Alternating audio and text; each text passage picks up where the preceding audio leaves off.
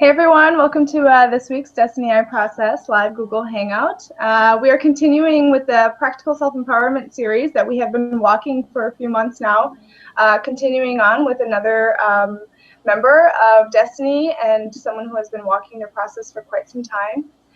Tonight we're going to talk about a change from being submissive and meek and kind of disengaged and avoiding in nature to someone who has kind of stood up and become more engaged and more assertive and self-directive within themselves, and how that's kind of been just a natural process that has happened from walking the Desteni process and implementing tools and principles in her life. So with me to talk about that is Kelly Posey from Washington on the in the US. Hey Kelly, welcome.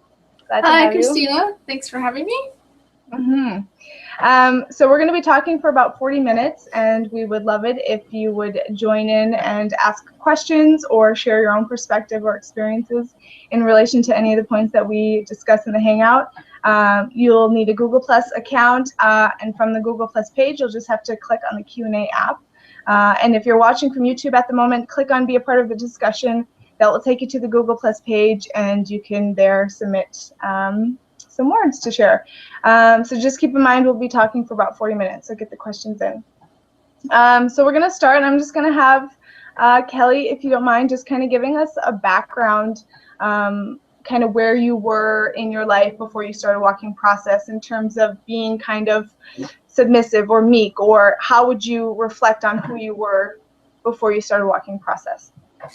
Yeah, so basically in a nutshell, I would say that I was very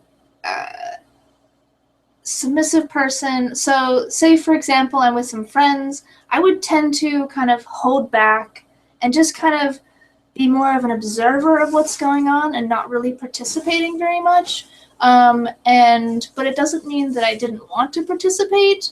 It was more just that I was that kind of shy and reserved and had kind of fears and insecurities and all variety of things that kind of went into the reason why I didn't really participate much, and I kind of just held back and kind of lived in the shadows. So if you would describe me, in a few words, you might say that like I wasn't really living, myself. Like I wasn't really here fully living.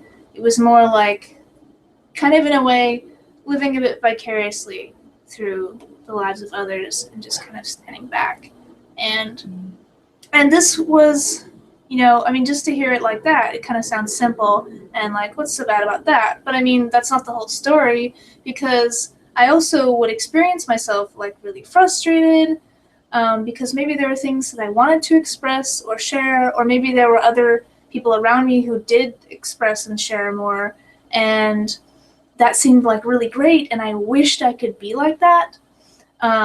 But, because of my fears and reservations, I just couldn't even, come out of my shell, literally. So, basically, that's kind of how I would describe how I was in terms of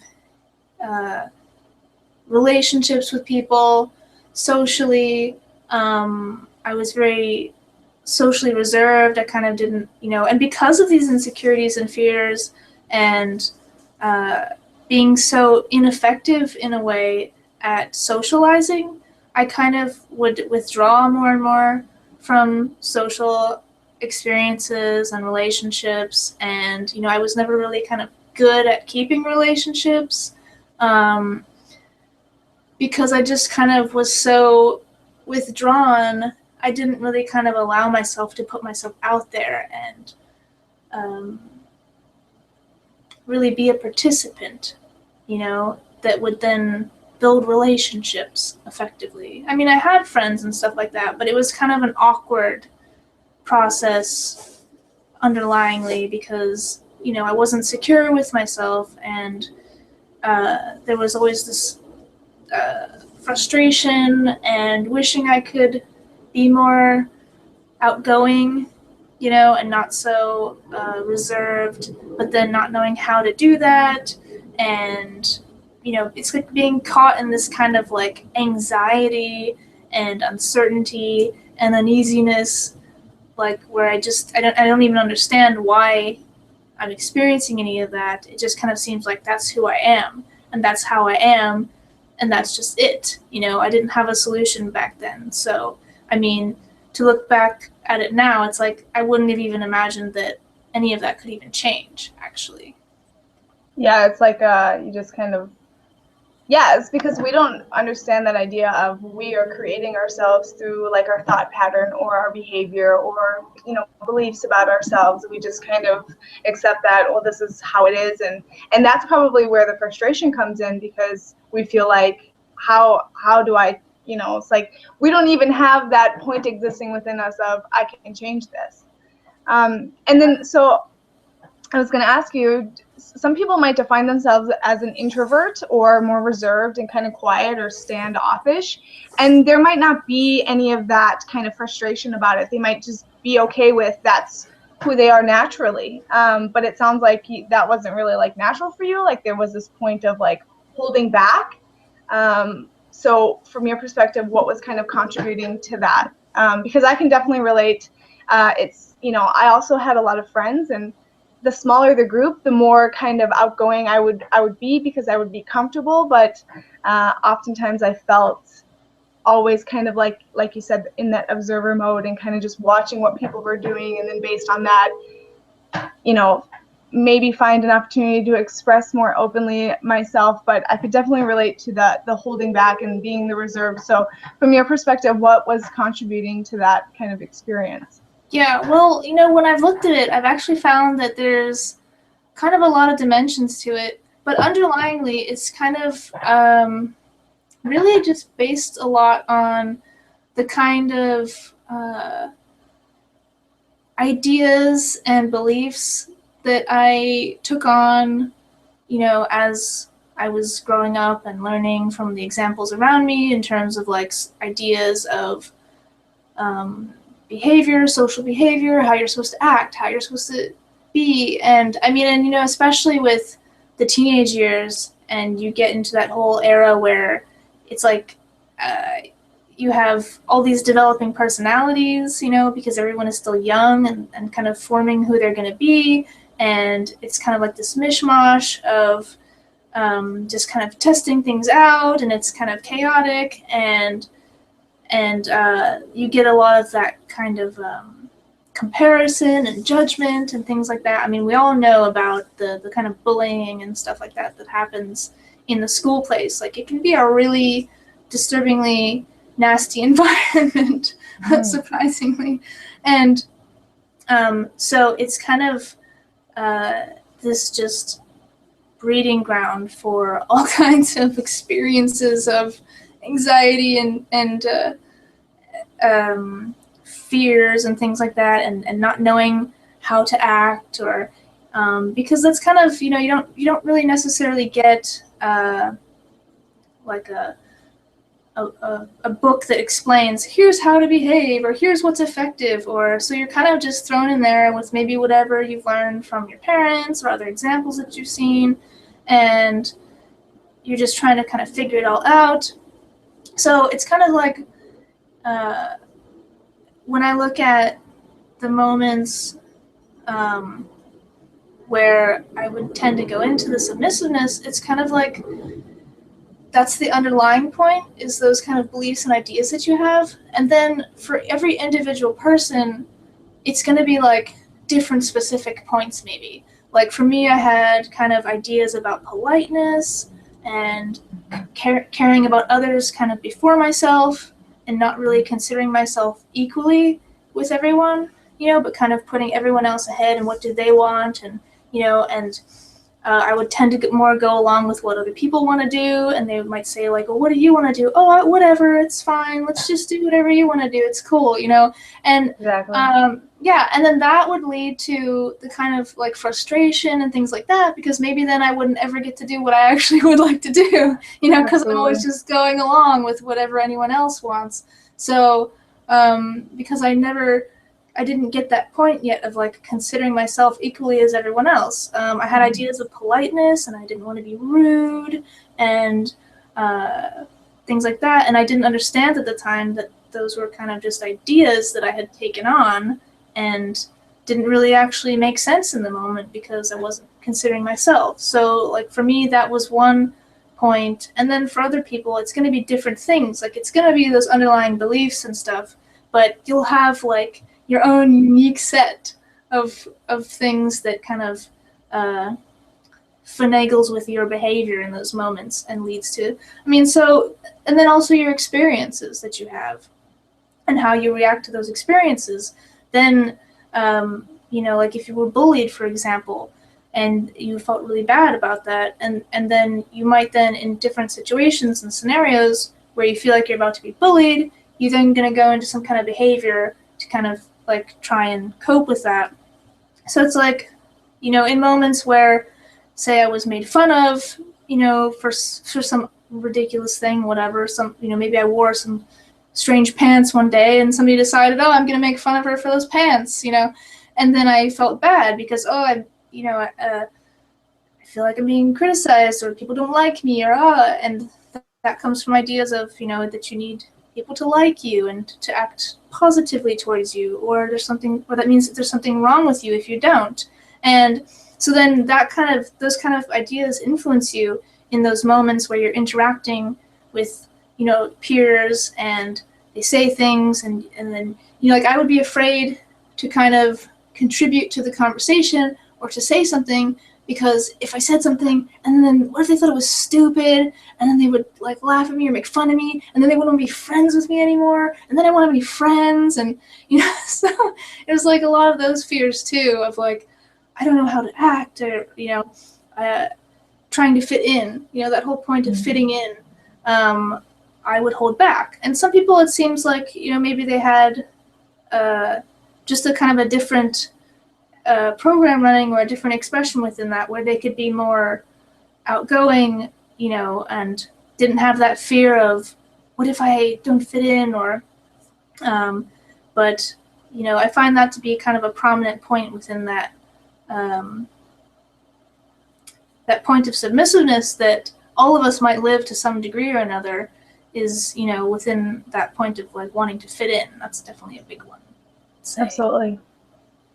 What about this point that you had mentioned, because I'm really glad you touched on it, because that point of when you're submissive or meek, or kind of like, I'm not going to make any decisions because what if someone else judges me for having an input, And so for me, I saw that within that type of kind of acceptance of myself, I would then just go on other people's decisions, which oftentimes were probably not supportive of me, and I would find myself then in situations of consequence that perhaps I could have prevented if I would have just made a decision about who I am and made a stand within myself in such a moment. But again, it goes kind of back to what you're saying about, we're not really taught, or we don't have a book that says, you can decide who you want to be and the fears and beliefs you have about yourself.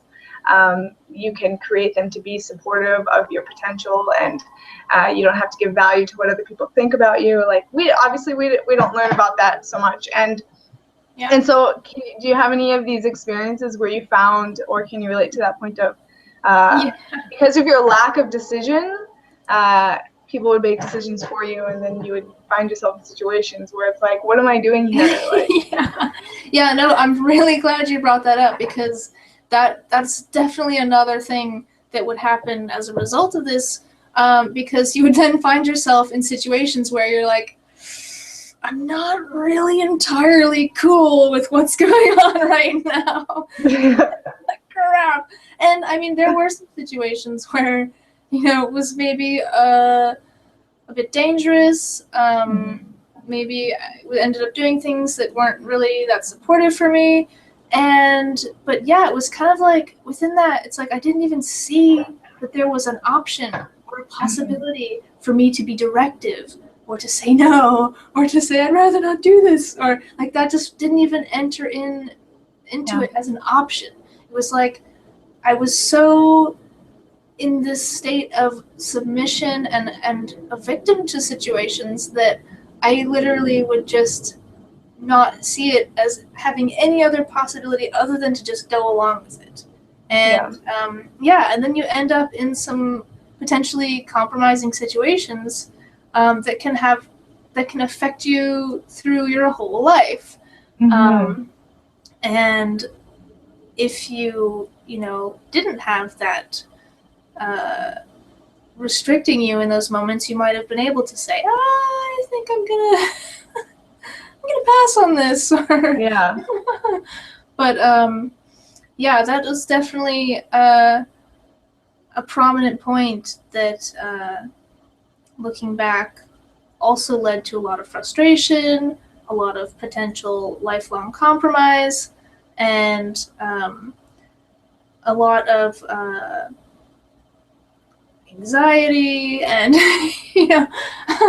Well, and how disempowering that habit is, like the more you allow that, the more you're saying and accepting within yourself, I can't make a decision, I don't know what I want to do, or I don't know who I am, it's like over time, And at the time, I mean, I didn't even really see that I could make a decision. I don't even know what I would have decided, because I was already so stuck within the programming that I had of, this is how you should act, you should be nice, you should say this, it's mean to say no, like these kind of underlying ideas that weren't really, I didn't see it really in my conscious mind at the time that that's what I was thinking or believing, but it's just what I naturally picked up from my parents or the examples in my life. And so that's how I was living. And that led to a lot of compromise. And, I do have a good example of that point of compromise, which was specifically when, in situations where I would have, say, attention from males, and that I, maybe I had a boyfriend, or I wasn't interested, or what have you, and I had a really difficult time to say no. Like, this was like the hardest thing, because of that politeness issue. Like, I felt like I didn't want to be mean, and but then I would totally compromise myself, and I had to learn the hard way that you don't necessarily just give out your number just because someone is asking.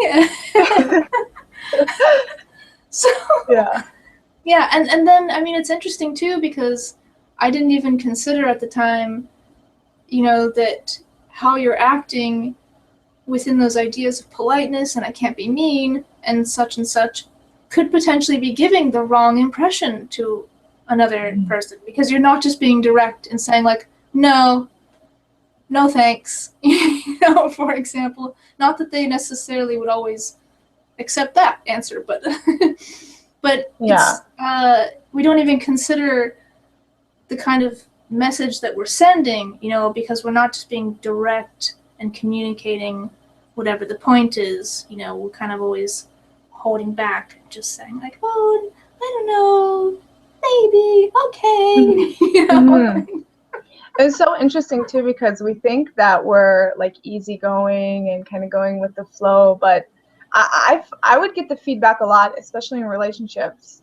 They would want me to like have an opinion and make a decision and like step up and say something like, what do you want to do, or and it's, you must want something.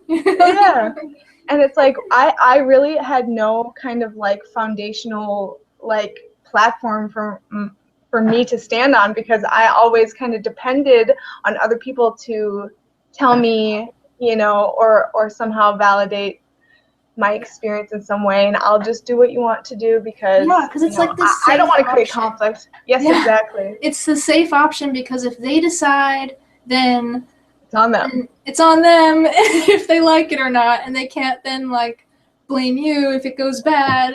So that's interesting, because it kind of then you can relate it back to experiences where maybe you did choose something and somebody else reacted and didn't like it, and you took it personally and you didn't like how they acted towards you, and then you said, okay, I'm just going to do whatever anyone else wants, so that I don't have to feel that way again.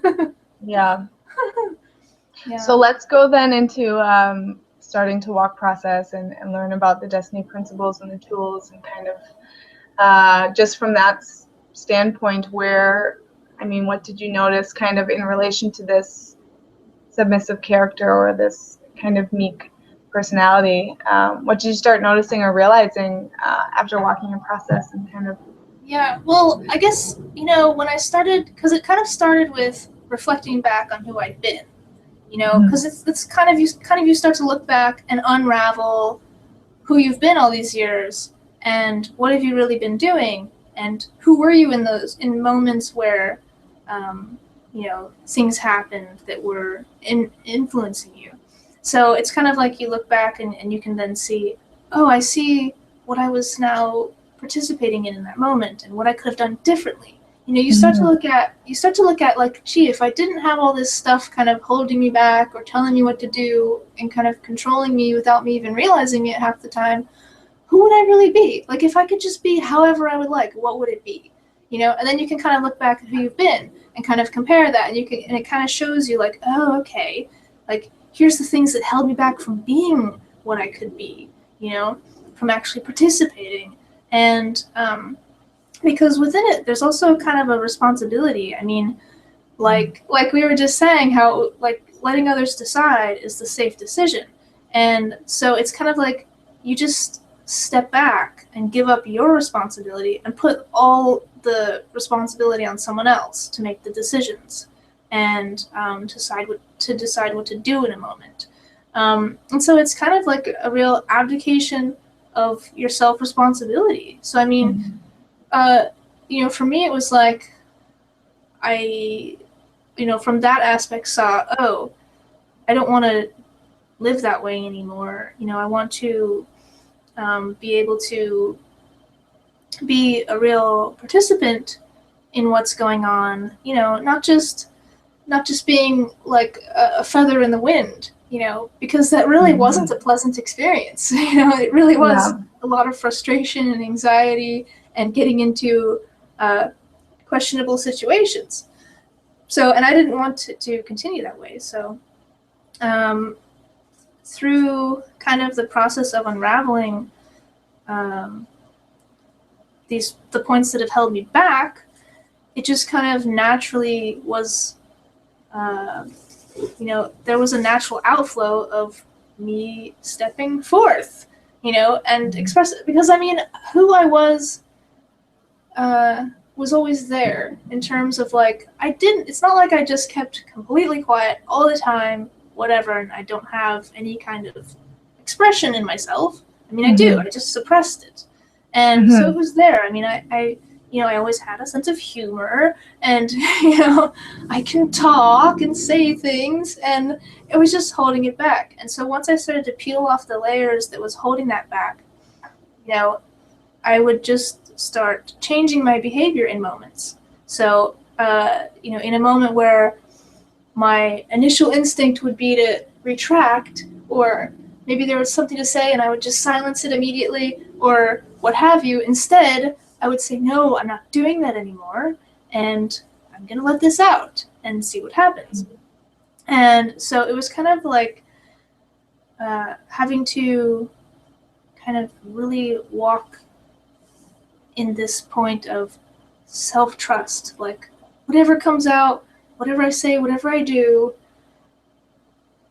it's either going to be fine or I'll deal with it, but it's certainly not going to be worse than suppressing myself, never really living, and being in frustration and anxiety most of the time. Absolutely. What do I have to lose? Because by not really being here and living fully, it's kind of like I'm just wasting my time, and I'm spending my life in a way that I really wouldn't want to spend it. So so as I started kind of just peeling away all that stuff, it just sort of there just wasn't anything really holding me back anymore. And so then I could express myself more in moments. And, it's not that it always goes perfectly, but I mean, you learn. I mean, interacting with other people, and it takes time and practice, because everyone here are different beings, and you don't know how they're going to react to the things you say and do. And but you have to just see what works and see how it goes. And but I mean, within that, I also had to kind of there were some actually underlying points that had to be cleared up, like the points of the fear of not fitting in and stuff like that. You kind of have to realize that, those were all kind of ideas that I had to control my behavior this or that way, so that in order to manipulate this outcome of me being accepted, but it didn't really work, because then it's not really me being accepted, because I'm not really here being myself. I'm just being this idea of how I think I have to be, so none of that's real anyway. So what do you really have? What choice do you really have but to just put yourself out and see what happens? Yeah, and within the Destiny process, it's really fundamentally comes down to who are you in relation to yourself. It's like that point of your relationship to yourself. Why do you hold yourself back? Because that indicates some kind of definition about yourself, or whatever.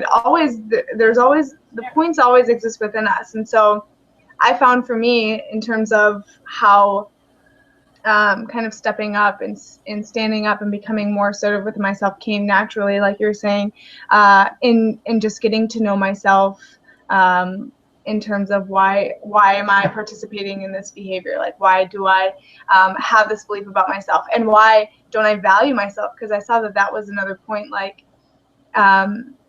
it was always, my self-value was always given to other people to define, and it's like, I have no idea who I am. I have never spent any time getting to know myself and being like comfortable with myself. And for me, I found when I started working with that point in terms of a self-value, a self-worth, that naturally kind of just, that point within you just kind of stands up, and I'm here, and I have a perspective, and I have an expression, and I'm here, like you said, that point of I'm here. Yeah, that's exactly the point, because it's like, you don't have to kind of try and be here and expressing yourself. It's not something you have to, it's not an act that you have to put on, like we've always been putting on the submissive act, for example. But it's something that can step forth once you break through all that stuff of where you put societal expectations and beliefs and ideas on yourself from like nowhere, from outside of you. You have all these ideas on yourself, but where are those ideas? They're not here. You're here, though. You're here. Close your eyes. Where's all those ideas and things? Not here. And that's really the clincher, because it's all that stuff that kept me from being expressive. It's all that stuff that held me back. But once you see through the magic trick, once you see through the veil, that stuff isn't really real, and it's just what we make up, then it becomes much easier, if you will, to kind of let go a bit and let yourself come out. Yeah, absolutely. Even like one of the tools we have is breathing, or get grounded in your environment. I mean, even that, to be in a moment without any thoughts running, that's you standing up and engaging in your reality. And even that practice can support in developing that self-assertiveness, and obviously becoming self-directive. Maybe it'd be cool if we can clarify what we mean by self-directive. Oftentimes, like we've been discussing, we have thoughts running in our head, or memories, or ideas or beliefs our family members had kind of running in our head that influences how we interact with people. And to become self-directive is to not have any of that influencing you, but you, within clarity in a moment, to make a decision about how you're going to express. So yeah, it's interesting how just the process in general, in terms of the tools that Desteni has provided, and how that just naturally supports in that ability to become self-directive. I mean, because that's ultimately the point. Right? Direct yourself. Yeah, definitely. And I mean, it's the the Desteni I process, it's like really streamlines that whole process by helping you, giving you the tools and the platforms to kind of identify those points that hold you back and to kind of come to your own understanding and realization of how those points hold you back, what are the kind of consequences they create in your life, and what's a different course of action that you might rather take that wouldn't be consequential and would actually lead to a benefit in your life, you know? And when you kind of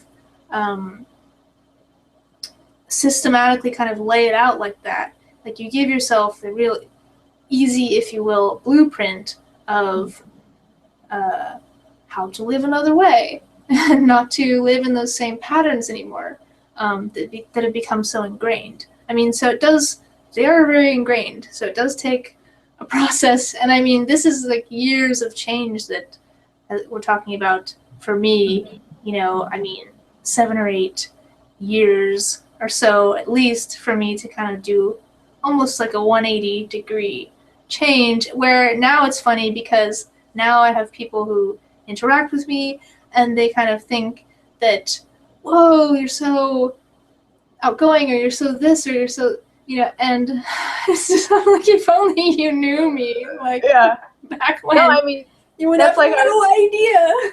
Yeah, that's like I was mentioning, so I'll let you guys viewers know. I was mentioning Kelly before, we had met in Houston 4 years ago, and my first impression was this girl is really confident and comfortable and really like just kind of, you know, self-directive, and I was like, she's such an awesome example, you know, but I mean, even that is, yeah, you know, but I mean, 4 years into it, right? Yeah, so I mean, what that really shows me is that that you really can change yourself. Like, you really can. You know, a lot of people will say, oh, but you can't change who you are. You can't change who. Oh, yeah? Oh, yeah? Yeah, no, totally. You absolutely can. You just have to do it. You know, you just have to do it every day. And it's not always easy, but it's actually really fun because it's way better than existing in those patterns of anxiety and submissiveness and going along with what everyone else wants and, you know, never really considering, what do I want? You know, and like, it's not a way to live a life. And it just kind of was getting worse over time. It was just like, who wants to live like this? But then when you reverse that and start sorting out these points, and it's like you're discovering yourself, you're discovering how your own mind works, you're discovering your own patterns of limitation, and finally you're seeing that I don't have to be this way anymore. I don't have to, like, because you just thought it was you and who you were. But it's kind of so liberating and so freeing that you don't have to be that way, and you actually can change. You can be the things you want to be and change your life so that instead of creating all this consequence and anxiety and all this crap, you know, you can actually have a better life, you know, where people will now say, whoa, you're so outgoing, or you're so this, or, you know, and then just like, wow, yeah. I know, it's cool. I made that. You know, yeah. So it's definitely a worthwhile process to walk. And how much? Yeah, and how much more fulfilling when you're willing to engage. Like, I remember when I was in school, I went back to college much later in my life, and I had been walking my process for a few years already, and just in terms of how I interacted with the class, like participating in discussions, like I'm like, hey, I have something to say here. And it's like, whoa, like when I was in high school, I was quiet in the back in the corner. I wasn't saying anything to draw any kind of attention to myself, you know? So it's quite interesting to see that. Yeah, it was the same for me, because I also went back to college much, you know, some 10 plus years after high school. And yeah, I'm sitting there and I'm like, I got something to say. Yeah. And I mean, not just in school, but in all relationships at work, for example, or friendships. I mean, I'm able to engage on such a greater level in conversations and things, and there's all kind of things that come out that you never would have expected between people, the kind of conversations you can have, and the kind of things that can step forth that just never would have happened before. And it's quite a cool experience to hear yourself say things that in the past you would have been too like, oh, I probably shouldn't say that for whatever reason, but you say it because you're being directive, you're being to the point with something. And oftentimes I've said something and I'll get just completely red because I'm like, oh my god, I can't believe I just said that, but it was completely valid for me to say that in the moment, it was what was here. And so it's quite cool. We have a comment here from Marzana Rutkowska. Sorry, Marzana, if I butchered that name. She says, hello, ladies. I would like to ask, how long did it take you in Desteni process, walking with self-forgiveness, to feel grounded within yourself when in the process you felt sort of a light bulb moment? I know this is very personal. Thank you. That's a cool question. And I would say that initially in the very beginning, I would say I experienced myself as like a hurricane. Because, I was still within everything that I was living as, and I hadn't yet kind of created that point of stability yet for myself. So, I would say to get to a point where I kind of have a general stability most of the time took probably a few years, but it's kind of like if you plant a seed and grow a tree. So in the beginning, you start with a seed. So in the beginning, there were like moments of stability. Like there was a point of stability, a seed of stability that was there, and I could kind of breathe and bring myself back to that little point, when everything was kind of swarming around me, thoughts running, all this, because I had for all of my life just let my mind go. You just let your thoughts run around, you run amok, and you don't have any point of direction within it all. So you start with that seed, of like, oh yeah, I'm here. These thoughts are sort of like not really me. They're kind of put on, like it's like icing on a cake. Maybe it's maybe not the best analogy, but like on the cake actually, So it's like you can kind of learn to take the icing off, if you will. If you're trying to quit sugar. So it's kind of like you start with that singular point of realizing like, oh wait, I'm here within all this. And thoughts can come and go. I can have this thought, I can have that thought, what have you, but it's not like it's a concrete part of me. So I am actually able to change those things, and to change those patterns, because they're just patterns. Like patterns on a piece of cloth, and you can maybe re-dye the cloth, And okay, enough analogies. You have some great metaphors.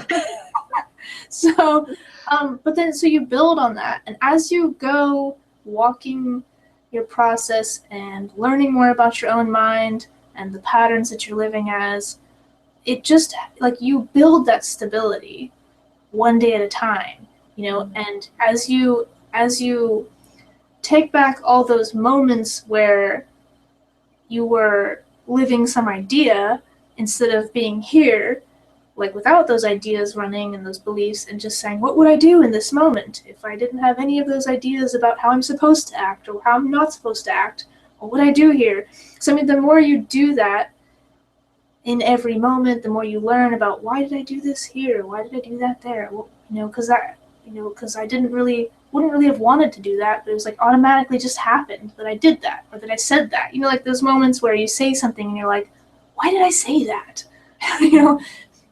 The more you walk through that stuff every day, excuse me, you build that stability, because it just happens naturally, because now there's more and more points where you're directing it, and you're not just living out a pattern. And so it's kind of, so there's not really like sort of a cut and dry, like after this much time, then you have stability. It's kind of something that you have to build, like, or grow like a seed into a big tree. And those are really stable. Unless you live in an area with shallow topsoil, like where I live. They just come down in the big winds. Oh, no. Not a good analogy, Kelly.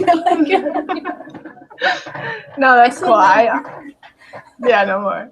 I can relate too. I found the first year I was quite unstable, but just the nature of process and being a group online and the different activities we had I found just the daily consistency of writing, of practicing stopping in a moment my thoughts and breathing, of focusing on physical activities. Just that daily consistency really supported. And I had actually, I remember a Portal interview in the beginning where they were talking about this change would come like a thief in the night. You won't know that it's happened, but it's happened. And just all of a sudden you experience a stability and a groundedness. And I would say that was kind of my experience, just all of a sudden it was here. And but it's the consistency of the daily application, of that, practicing breathing and writing and the self-forgiveness, just being really consistent with it really supports in creating that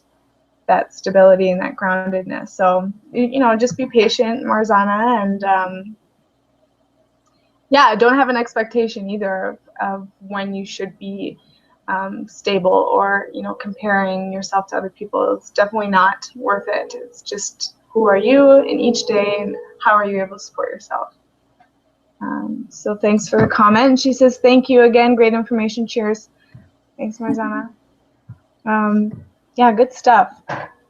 So I suppose if you want to talk a little bit, we've hit our 40-minute mark, but I don't think we're quite done. I just wanted to ask, we've talked a little bit about the benefits here, but what are some more, maybe kind of, benefits that you've seen in this change in terms of where your life is at now? What would you, even you can incorporate that point of what would you say to your past self that, kind of scared, submissive Kelly that was afraid to step up? What are the benefits to doing that? So, like we said earlier, not existing in all that fear and anxiety all the time, and definitely benefit.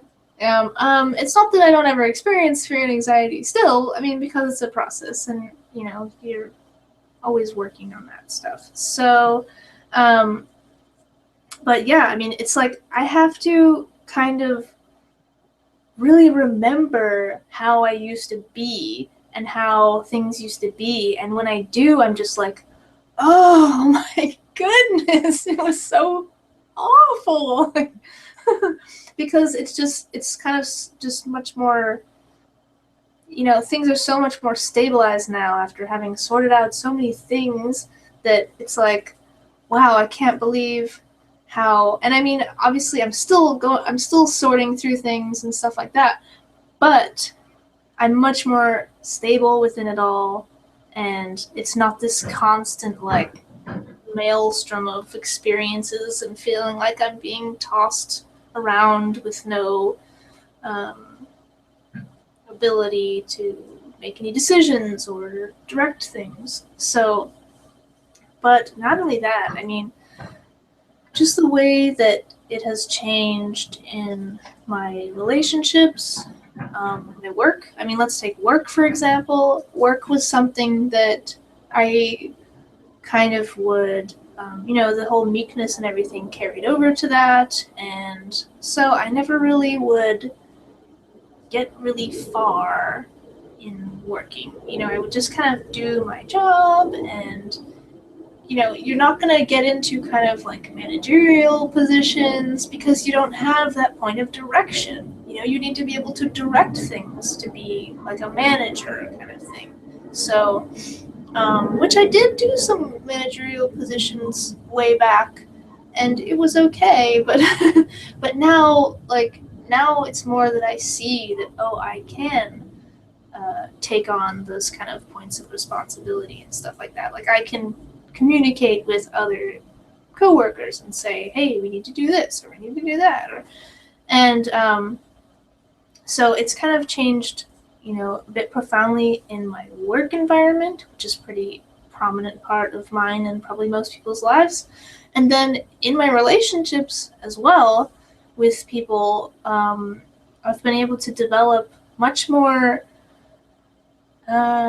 like deep relationships, or much more, not even just deep, but much more balanced and practical relationships, where within the relationship I don't feel like, oh, I'm having to do what they want, and like there's no compromising per se. Like, I can approach a relationship and say, oh, I don't want to do that, or I'd rather do this, or why don't we do this, or how about we do that? And I can make suggestions, and sometimes this leads to really great things happening and really fun experiences that wouldn't have come about if I just held back, and even in conversations, like in talking about things. We have so many taboos and things where we don't tend to talk about a lot of things, and that's another thing that I've kind of opened the doors to, and just say, hey, look, we're all here, we're all human beings, nothing's really sacred, why can't we communicate about what's here? And I mean, you have to also obviously consider what other people might want to talk about or not, or take offense to. So I mean, within considering that, you can kind of open up more doors to talk about things, and and like I've had people ask me how to like for advice, for example, because they see like, oh, you're so level-headed about this or that, or like, and now I'm like a source of advice for that, which is really cool. And then I can share about how I've done it and how I do it, and yeah, so my relationships are like much more substantial and real because I'm actually in them now. I'm not just this kind of like blank, thing, just kind of holding back in the shadows, like trying not to, get my toes wet or something, like, but yeah, and I mean, now it's like I can develop more real relationships, more lasting relationships, more substantial relationships, and I mean, all of this combined is like more than enough to be worth it. To walk this process of self-change, to not be, to break through those old patterns that I was living. So the one main thing that I would say to my meek self, would be like, it really can change, and in that moment where you're at, I know that it doesn't even seem like it's even a possibility that things could be different, but it really is, because I'm living proof. Awesome. Yeah. And I think, as you did mention earlier in the Hangout, that ultimately it is a responsibility that I think each individual does have to become self-directive within their life and their living and who they are, because,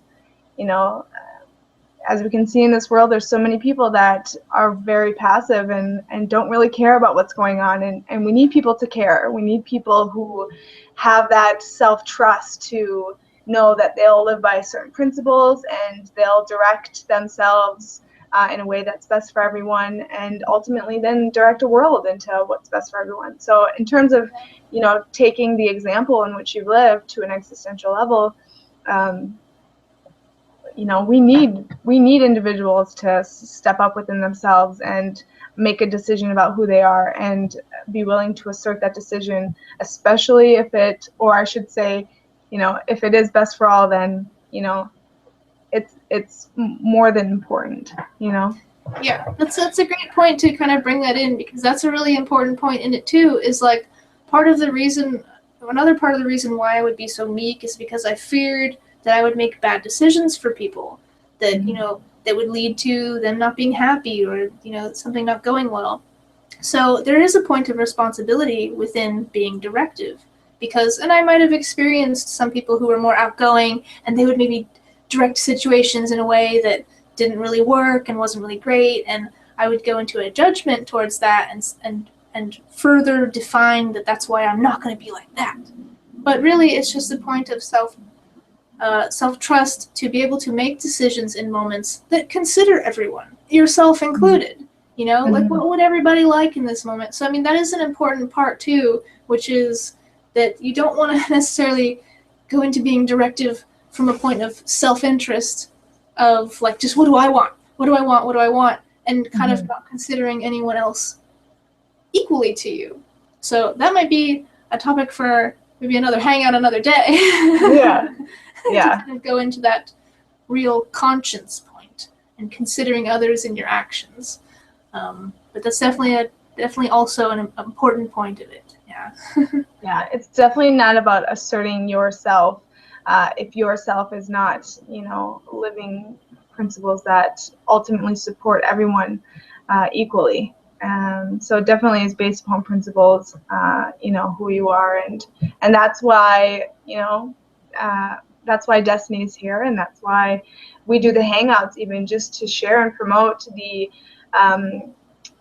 the ability that we have to change and to live, according to principles that support a life that's best for all. And so very cool to have another one done to share. So thank you, Kelly, so much for sharing your process and for being such a cool example for not just me, but for a lot of people, I'm sure. So very cool. You guys can catch Kelly on Sunday. She does Politics of Self Hangout with Joe Koo and Joanna. Are you guys doing it every Sunday, or it's every couple weeks? No, it's at this point it's once a month. Okay. And it's been on Sundays, but we might have a schedule change, but we'll be sure to advertise ahead of time to let people know when that's going to be. Wonderful. So yeah, keep your eyes open for Kelly on the Politics of Self.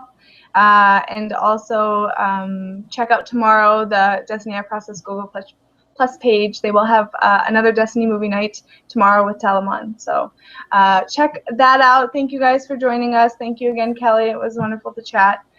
We'll see you next time. Bye. Bye-bye.